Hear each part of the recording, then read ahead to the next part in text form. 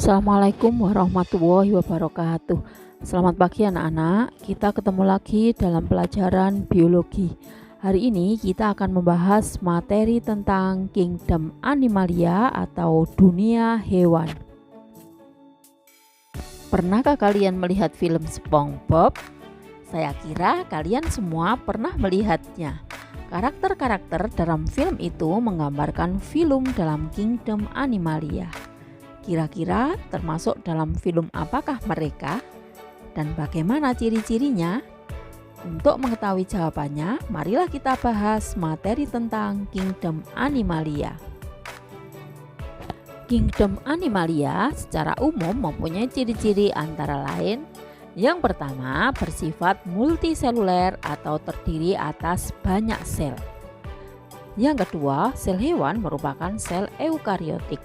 Artinya sudah mempunyai membran inti.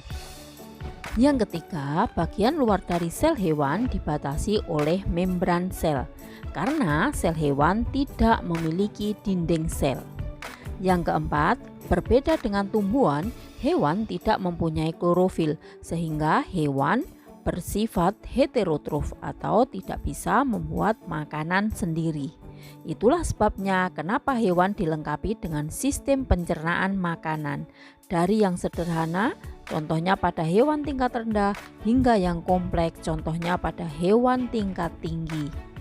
Dalam proses pencernaan ini sangat membutuhkan oksigen untuk suplai utama dan kemudian dilepaskan sebagai limbah yang berbentuk karbon dioksida. Ciri selanjutnya, kebanyakan hewan mampu bergerak relatif cepat dibandingkan tumbuhan atau organisme yang lain. Kemampuan gerak ini didukung oleh adanya jaringan otot dan jaringan saraf. Bahkan pada hewan yang paling primitif yang hidup secara sesil atau diam, tapi pada fase larvanya dia dapat berenang bebas. Gerakan pada hewan ini merupakan salah satu cara untuk berpindah tempat dan untuk memperoleh makanan. Pada umumnya, sebagian besar hewan bereproduksi secara seksual, yaitu bertemunya sperma dan ovum yang terjadi melalui fertilisasi baik secara internal maupun eksternal. Tapi ada beberapa yang bereproduksi secara aseksual, misalnya dengan cara bertunas, misalnya pada Porifera dan Coelenterata, dengan cara fragmentasi, misalnya pada Planaria. Pengelompokan hewan berdasarkan struktur tubuhnya dapat dilihat dari keberadaan tulang belakangnya, simetri tubuhnya, jumlah lapisan tubuhnya, rongga tubuhnya, dan cara pengaturan suhu tubuh. Kingdom Animalia adalah salah satu kingdom yang memiliki anggota yang paling banyak dan bervariasi. Secara garis besar, Kingdom Animalia berdasarkan tulang belakangnya dapat dikelompokkan menjadi dua golongan, yaitu invertebrata, hewan yang tidak bertulang belakang, dan vertebrata, hewan yang bertulang belakang. Invertebrata dibagi menjadi 8 filum. Untuk memudahkan kalian dalam mengingatnya, dibaca huruf pertama ke bawah, PCP Namae, yang terdiri dari Porifera atau hewan berpori, Coelenterata, hewan berongga, Platyhelminthes atau cacing pipih, Nematelminthes atau cacing gilik, Annelida atau cacing gelang, Molluska atau hewan yang bertubuh lunak, Arthropoda, hewan yang berbuku-buku, dan Echinodermata, hewan yang berkulit duri. Untuk kelompok vertebrata dibagi menjadi 5, yaitu param, Pisces, amfibi, reptilia, aves, dan mamalia. Berdasarkan simetri tubuhnya, hewan dikelompokkan menjadi asimetri, simetri bilateral, dan simetri radial. Asimetri berarti hewan yang tidak mempunyai simetri tubuh, contohnya pada Porifera atau hewan spon. Simetri bilateral yaitu hewan yang bagian tubuhnya tersusun bersebelahan dengan bagian yang lain. Jadi, apabila diambil garis memotong melewati mulut dan anus, maka akan menghasilkan bagian yang sama antara sisi kanan dan sisi kiri. Hewan simetri bilateral mempunyai sisi dorsal atau atas, sisi ventral atau bawah, sisi kepala atau anterior, dan sisi ekor atau posterior. Contohnya adalah pada hewan vertebrata, invertebrata kecuali pada Porifera, Coelenterata, dan Echinodermata. Simetri radial menggambarkan hewan yang mempunyai bagian tubuh melingkar. Jika dibelah menjadi dua bagian dari segala arah yang melewati mulut, akan menghasilkan bagian-bagian yang sama. Contohnya adalah pada Coelenterata dan Echinodermata. Ketika embrio, hewan mulai terbentuk dan berkembang menjadi bulat, hingga terjadi pengelompokan sel yang berongga yang disebut dengan blastula. Sel ini akan berdiferensiasi menjadi lapisan yang berbeda yang akan berkembang menjadi kelompok organ dan bagian tubuh.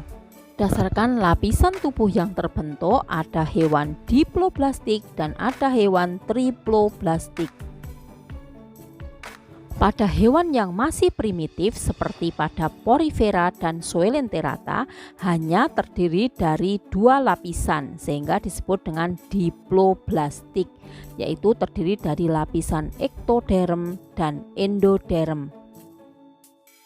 Pada kebanyakan hewan, dari blastula akan berkembang menjadi tiga lapisan atau triploblastik yang terdiri dari ektoderm, merupakan lapisan luar yang menutupi permukaan embrio yang nanti akan berkembang menjadi penutup luar tubuh dan sistem saraf pusat.